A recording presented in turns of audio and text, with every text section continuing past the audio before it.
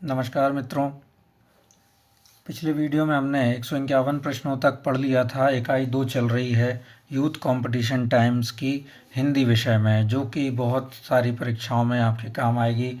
इसे पढ़िए और इसका बार बार रिवीजन करते रहिए।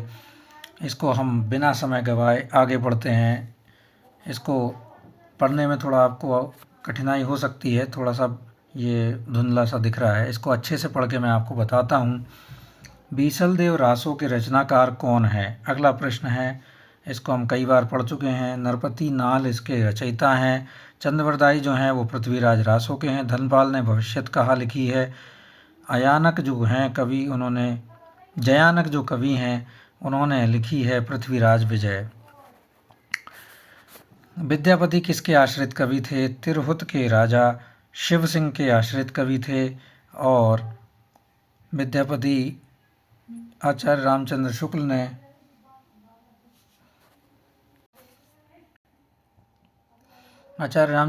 ने अपने इतिहास ग्रंथ हिंदी साहित्य का इतिहास में लिखा है कि विद्यापति संवत 1460 में तिरहुत के राजा शिव सिंह के यहाँ वर्तमान थे, अर्थात रहते थे।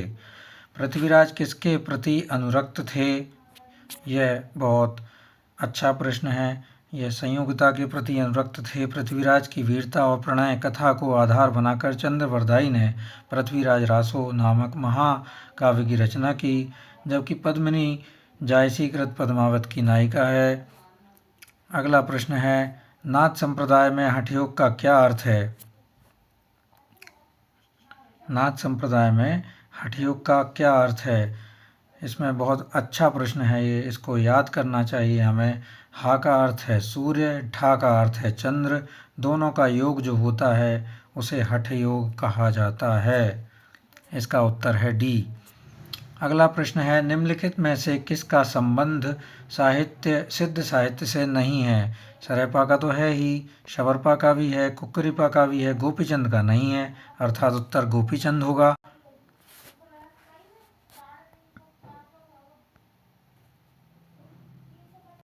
अगला प्रश्न है, रावलवेल किस तरह की रचना है? हमें पता है रावलवेल में गद्य पद्य मिश्रित चंपू काव्य जैसी की रचना है। इसके कवि जो हैं रोड़ा कवि हैं। रावलवेल शिलांकृत कृति है। अगला प्रश्न है, हिंदी के किस इतिहासकार के मतानुसार शालिभद्र सूरी हिंदी के पहले कवि हैं? इसका उत्तर है गणपति चंद्र गुप्त। गणपति चंद्र गुप्त ने शालिभद्र सूरी को हिंदी का प्रथम कवि माना है। और इनके अलावा जो जो व्यक्ति हैं इन्होंने किसको पहला कवि माना है यह भी हम पढ़ लेते हैं। राहुल सांकृत्यायन ने डॉक्टर रामकुमार वर्मा ने स्वयंभू को प्रथम कवि माना है। शिव सिंह सेंगर ने पुष्य या पुंड को पहला कवि माना है। आचार्य हजारी प्रसाद द्विवेदी ने अब्दुल रहमान को पहला कवि माना है।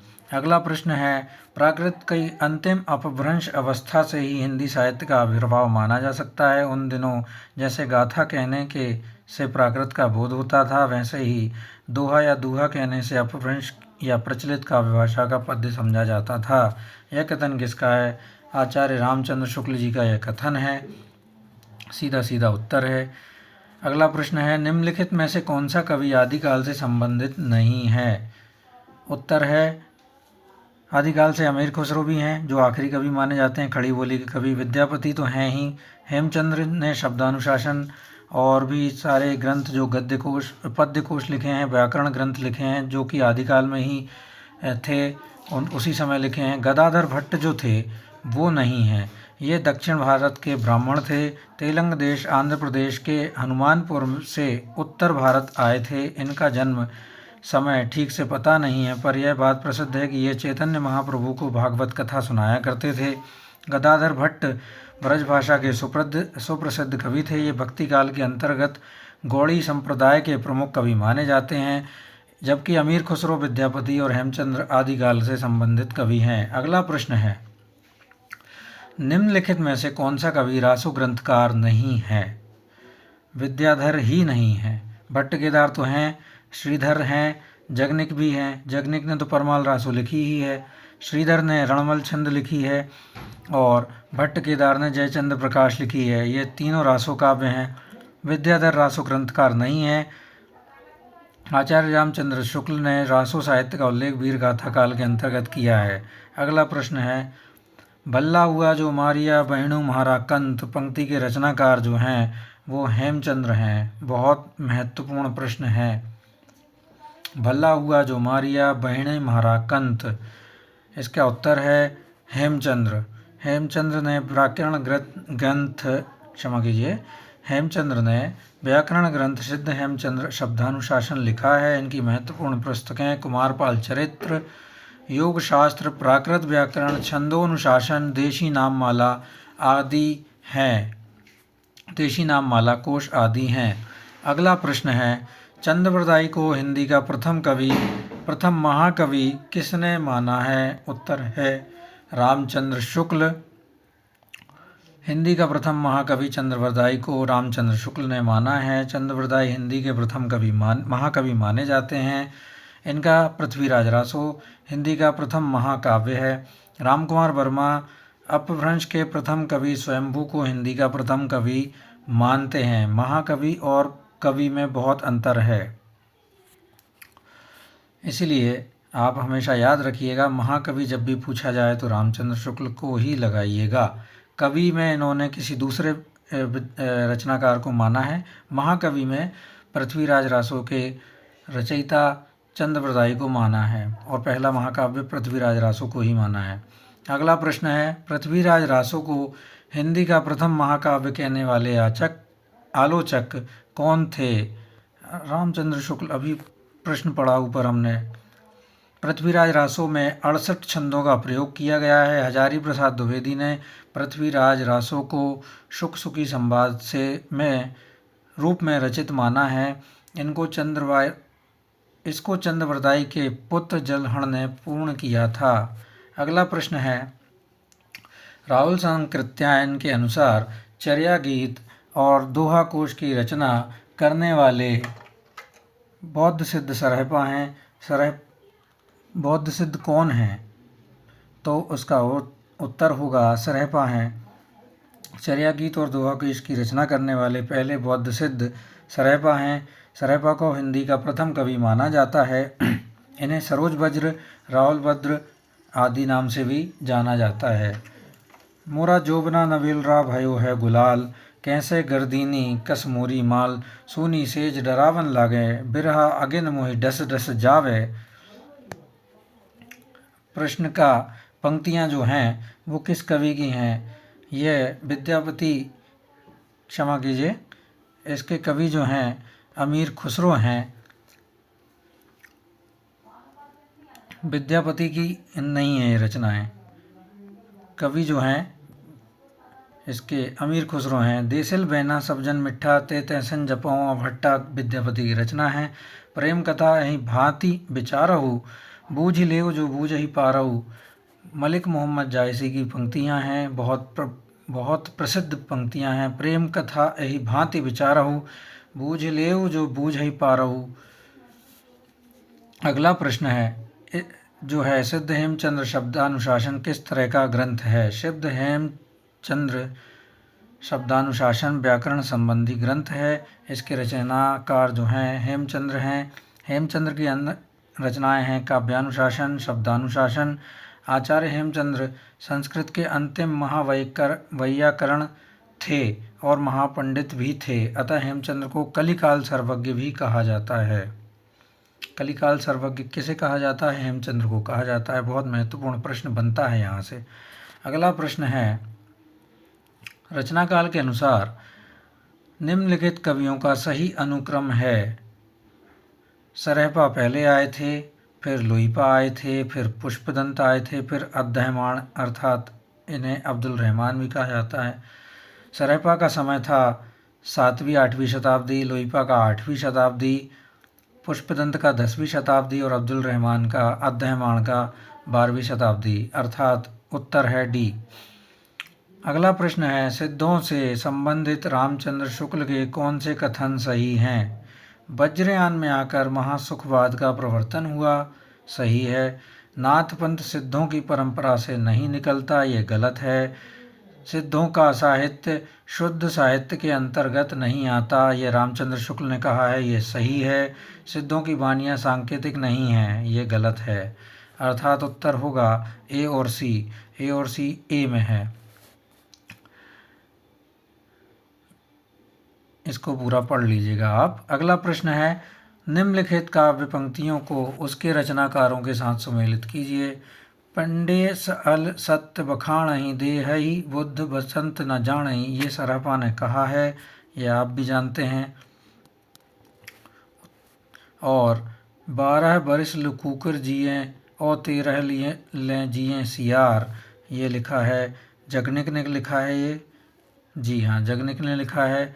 अगला है, बड़ कौशल तु राधे किनल कन्हाई लोचन आधे, ये लिखा है विद्यापति ने। और जाति ओछा पाति ओछा ओछा जन्म हमारा, ये लिखा है रैदास ने। और इसका उत्तर है ए। अगला प्रश्न है, कालक्रम की दृष्टि से रचनाकारों का सही क्रम लिखिए। सरहपा, पुष्पतंत, अद्ययमाण और हेमचंद्र। सरहपा का समय है 769 ईस्वी, 7वीं और 8वीं शताब्दी के मध्य माना जाता है। पुष्पदंत का समय है 10वीं शताब्दी। अब्दुल रहमान का है 12वीं शताब्दी। हेमचंद्र का 12वीं शताब्दी है, परंतु अब्दुल रहमान के बाद का समय है।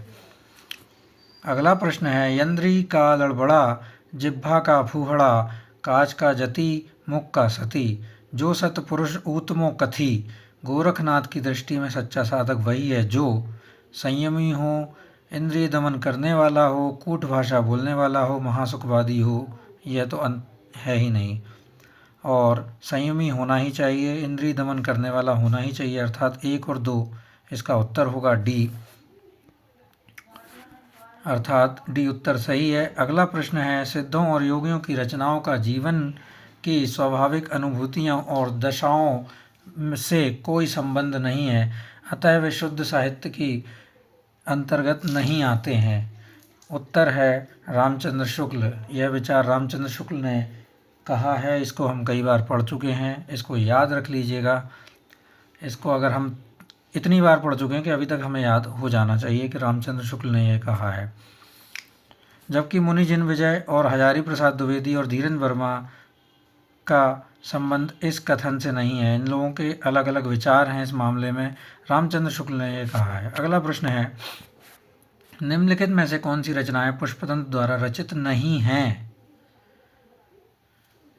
इसका उत्तर है, आयोग ने इस प्रश्न के सबको समान अंक दिए हैं, अर्थात उसने गलत प्रश्न के उत्तर छापे हैं, उत्तर गलत माना होगा, इसलिए सबको समान अंक दिए हैं। इसका उत्तर है, पुष्पदंत की प्रमुख रचनाएं हैं 63 महापुरुष गुणालंकार, रणय कुमार चरियू और जसहर चरियू।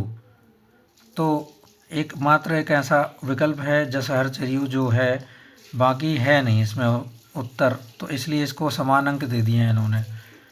पुष्पदंत ने अपने काव्य में चौपाई छंद का प्रयोग किया है, बहुत महत्वपूर्ण है, इसको याद रखिएगा। पुष्पदंत ने कौन सी छंद का प्रयोग किया है? उसका उत्तर होगा चौपाई छंद। पुष्पदंत को हिंदी का भवभूति कहा जाता है, यह भी बहुत महत्वपूर्ण है। अगला प्रश्न है, इश्क भरा है देख ले और जगत से दूर, एक अचंबा हमने देखा देहरी का नासूर। यह खुसरो की उपर्युक्त पहेली से क्या अभिप्राय है? अर्थात ये एक पहेली है, इसका उत्तर क्या होगा? हमने इसका उत्तर कुआ, इसका अर्थ होता है कुआ, इसलिए इसका उत्तर होगा बी। अमीर खुसरो की उपर्युक्त पंक्तियाँ, इश्क भरा है देख ले और जगत से दूर, एक अचंबा हमने देखा देहरी का नासूर, इसका उत्तर होगा कुआ। एक थाल मोती से भरा, सबके सिर पे औंधा धरा, चारों ओर वह थाली फिरे, मोती उस पे एक न गिरे, उससे एक न गिरे। आकाश, एक नार ने अचरज किया, सांप मरी पिंजड़े में दिया, जो जो सांप ताल को खाए, सूखे ताल सांप मर जाए। दीपक है इसका उत्तर। अर्थ ते इसका बूझेगा, मुँह देखे ता सूझेगा, दर्पण है। इनके रचित ग्रंथ जो हैं खलिक बारी, पहेलियाँ, मुकरियाँ, दो सुखने और गज़ल इत्यादि हैं।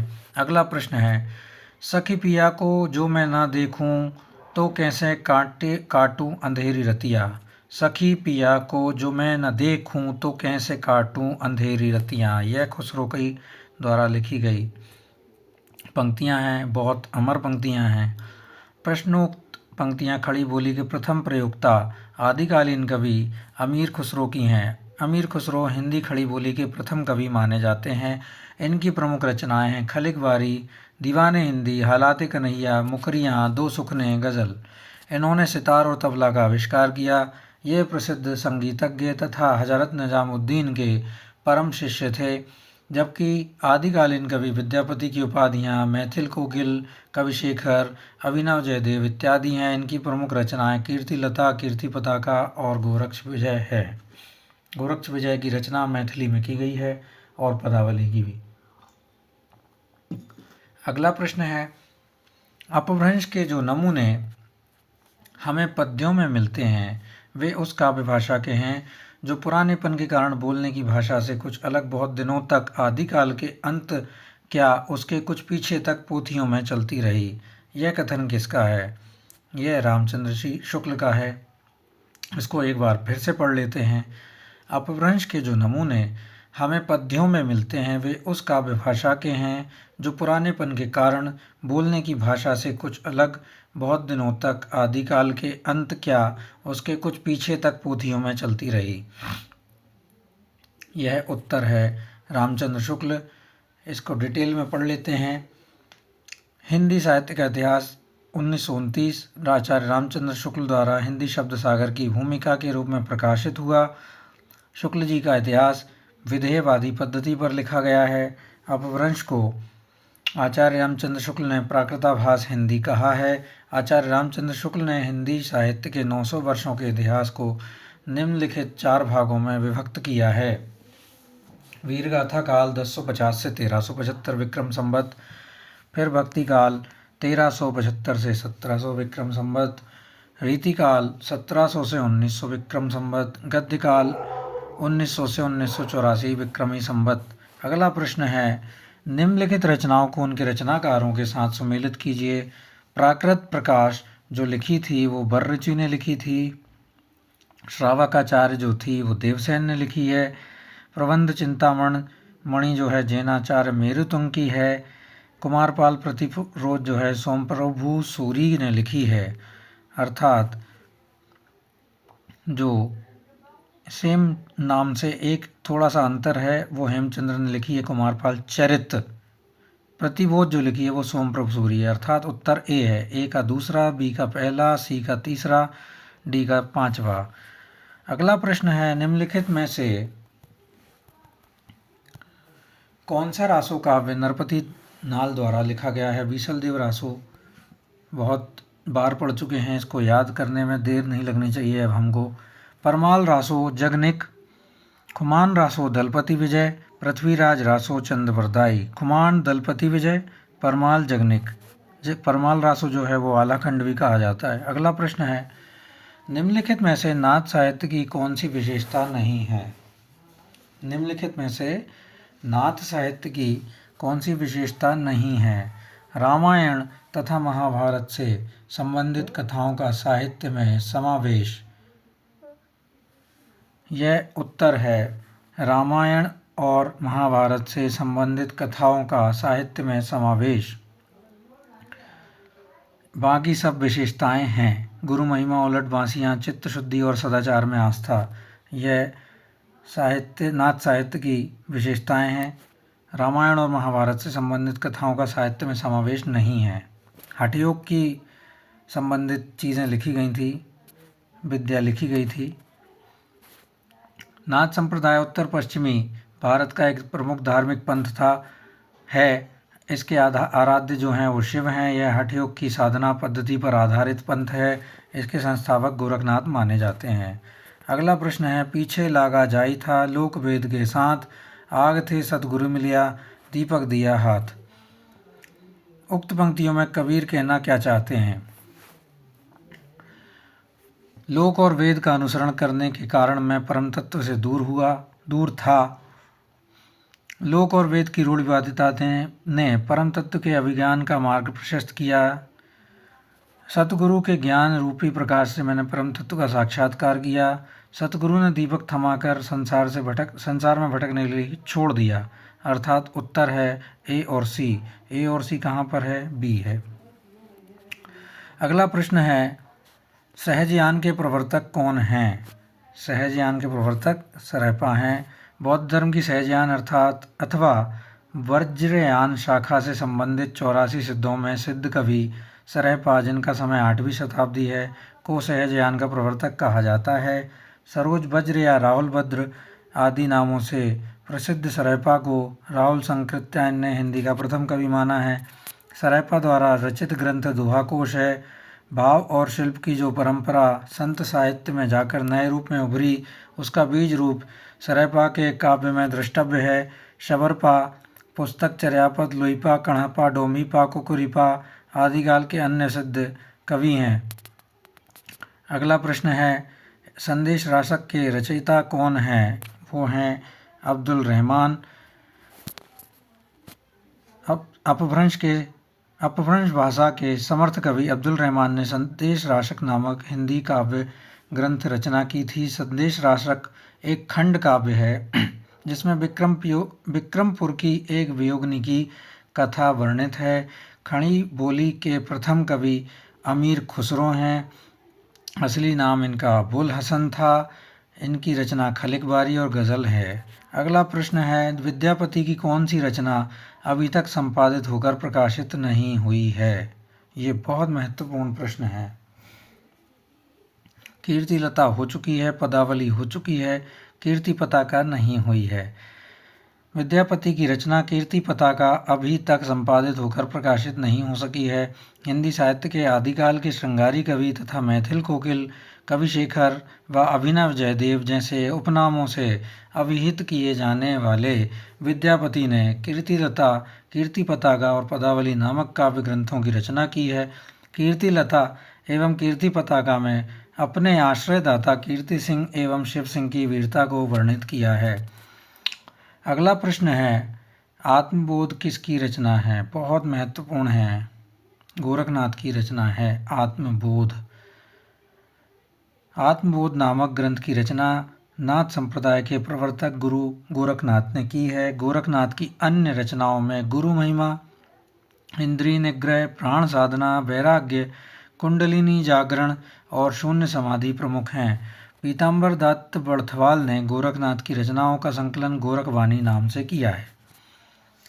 अगला प्रश्न है, माधव हम परिणाम निराशा, यह पंक्ति किस कवि की है? माधव हम परिणाम निराशा विद्यापति ने इसको कहा है। विद्यापति बिहार प्रांत के दरभंगा जिले के विपसी नामक ग्राम के निवासी थे। इनके गुरु का नाम पंडित हरि मिश्र था। इनके द्वारा रचित ग्रंथ हैं कीर्तिलता, कीर्ति पताका, अवहट्ट तथा पदावली। बच्चन सिंह ने इन्हें जातीय कवि कहा है। अगला प्रश्न है, बौद्ध गान और दोहा का संपादन किसने किया है? बौद्ध गान और दोहा का संपादन जो किया है हरप्रसाद शास्त्री ने किया है। प्रबोध चंद बागची ने दोहा कोश का किया है। राहुल संकृत्यायन ने हिंदी काव्यधारा का किया है। और अगला प्रश्न आ जाता है, सिद्ध कवियों द्वारा प्रयुक्त भाषा को कहा जाता है, वो संध्या भाषा है। ये बहुत महत्वपूर्ण प्रश्न है। बौद्ध धर्म की वज्रयान या महायान सहजयान शाखा का प्रचार करने वाले सिद्ध कवियों ने संध्या भाषा शैली का प्रयोग अपनी रचनाओं में किया। संध्या भाषा वस्तुतः अंतःसाधनात्मक अनुभूतियों का संकेत करने वाली भाषा है, इसलिए यह अर्थ खुलने पर ही समझ में आती है, अर्थात यह कूट भाषा है। इसी भाषा का प्रयोग नाथ योगियों ने भी किया है। कबीर आदि संतों की इसी भाषा शैली को उलट भाषी कहा जाता है। राहुल संकृत्यायन ने 84 सिद्ध कवियों में सरहपा को हिंदी का प्रथम कवि माना है। सरहपा कृत दोहा कोश तथा शबरपा कृत चर्यापद सिद्ध साहित्य की प्रमुख रचनाएं हैं। अगला प्रश्न है, निम्नलिखित में से किस रासो काव्य का मूल विषय वीर रस न होकर श्रृंगार रस है? इसका उत्तर है बीसल देव रासो, जो कि नरपति नाल ने लिखा है। यह गेय का पद काव्य है। इसमें राजमती जो है, भोज परमार की पुत्री राजमती और बीसल देव रासो, बीसल देव तृतीय के विवाह, वियोग और पुनर्मिलन की कथा है। अगला प्रश्न है, आलाखंड का दूसरा नाम है परमाल रासो है। जगनिक ने इसको लिखा है। बीसल देव रासो के रचयिता नरपति नाल हैं। कुमार रासो के दलपति विजय हैं। अमीर रासो के शांगधर हैं। अगला प्रश्न है, परमाल रासो काव्य कृति के कवि का नाम है। जगनिक है। प्रसिद्ध काव्य ग्रंथ परमाल रासो के रचयिता जगनिक हैं। इसको आलाखंड के नाम से भी जाना जाता है। इस रासो ग्रंथ में जगनिक ने अपने आश्रयदाता चंदेल शासक परमार्दी देव के दो वीरों आल्हा एवं ऊदल की वीरता का वर्णन किया है। नल्ल सिंह भट्ट ने विजयपाल रासो की और शांगधर ने हमीर रासो की रचना की है। अच्युत चरण तरंगिनी शिव सिर मालती माल, हरि न बनायो सिरसरी की जो इंद्रभाल। इस दोहे के रचनाकार का नाम क्या है? इस दोहे के रचनाकार का नाम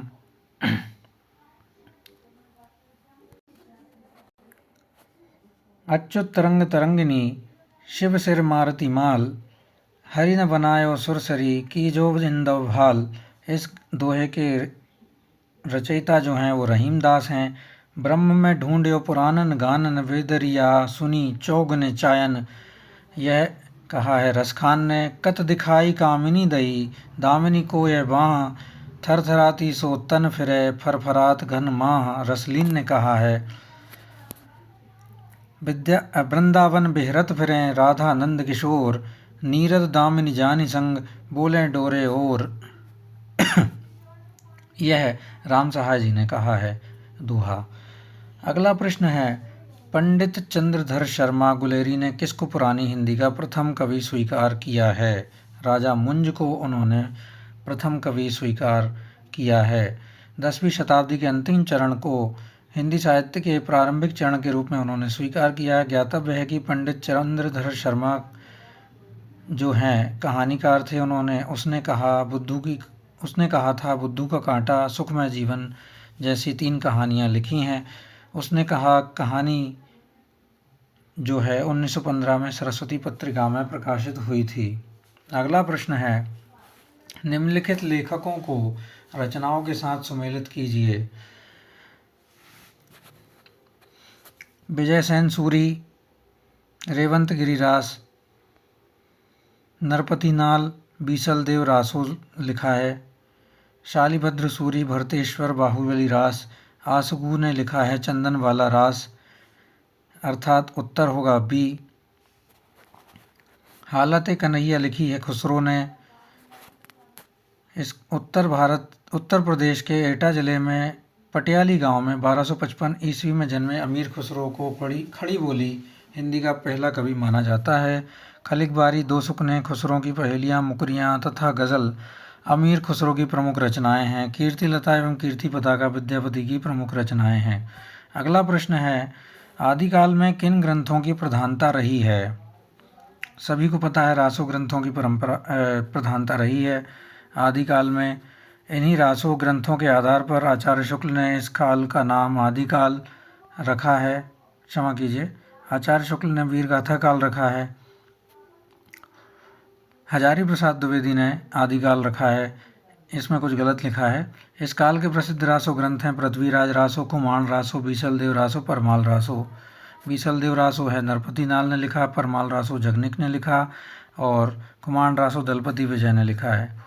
अगला प्रश्न है, आचार्य हजारी प्रसाद द्विवेदी के अनुसार 14वीं-15वीं शताब्दी में हिंदू मुसलमानों, सामंतों, शहरों, सेना के सिपाहियों और लड़ाइयों का जीवंत और यथार्थ वर्णन किस कृति में हुआ है? कीर्ति लता में हुआ है आचार्य हजारी प्रसाद द्विवेदी के अनुसार।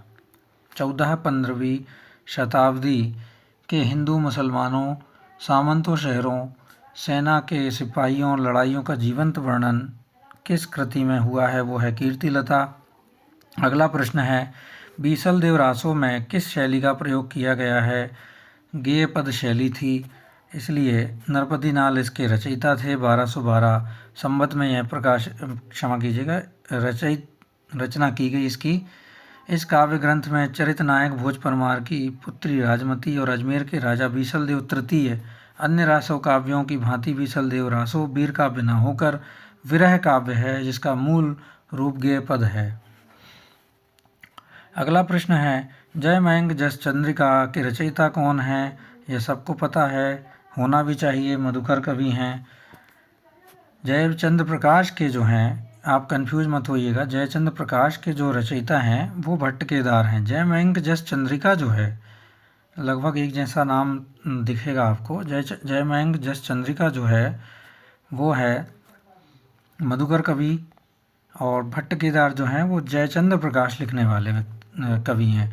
बीसल देव रासो जो है नरपति नाल ने लिखा है, विजयपाल रासो वो नल्ल सिंह ने लिखा है। अगला प्रश्न है, सूची 1 का मिलान सूची 2 से कीजिए और सही जोड़ी मिलाइए। कुल मिला के इसका अर्थ ये है, बीसल देव रासो नरपति नाल, पृथ्वीराज रासो चंदवरदाई।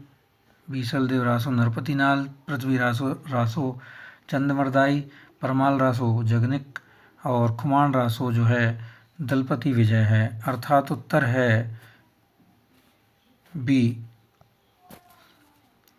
तो मित्रों, इस वीडियो में 200 प्रश्नों तक हमने कर लिया है और आगे हम फिर से अगले वीडियो में इसको पढ़ने का प्रयास करेंगे। बहुत बहुत धन्यवाद आपका।